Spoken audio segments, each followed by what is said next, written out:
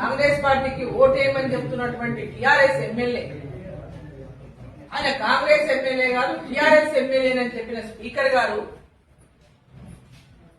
మరి స్పీకర్ గారి మరి ఆయన చెప్పిన మాటనే అబద్దమని ఈరోజు స్పీకర్ గారు చెప్తారా? అంటే ఎంత పచ్చి అబద్ధాలు ఒక స్థానంలో కూర్చొని ఈరోజు అబద్ధాలు చెప్పినటువంటి స్థాయికి దిగజాలంటే వాళ్ళు రాజీనామా చేయమనండి.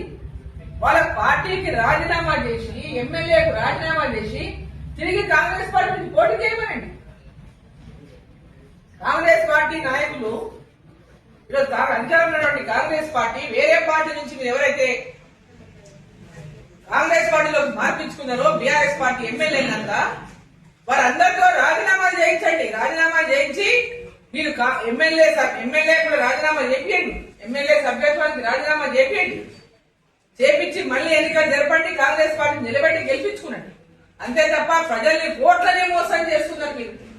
ఈవెన్ స్పీకర్ గారు కూడా కోట్లను మోసం చేస్తున్నారంటే ఇంతకంటే దారుణం ఇంకేముంది? ఇక్కడ ఒక డైలాగ్ ఉంది.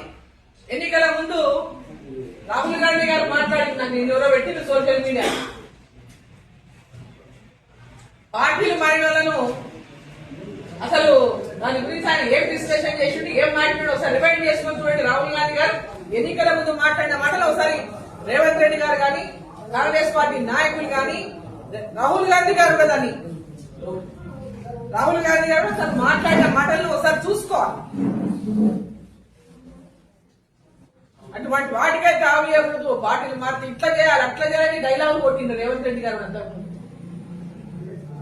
ఈ రోజు బరాబర్ పార్టీలు మార్చుకున్నారు. వాళ్ళు చేసిన పని మన టీఆర్ఎస్ చేసిన పని, ఆనాడు బీఆర్ఎస్ పార్టీ చేసిన పని ఇలా కాంగ్రెస్ పార్టీ చేస్తుంది.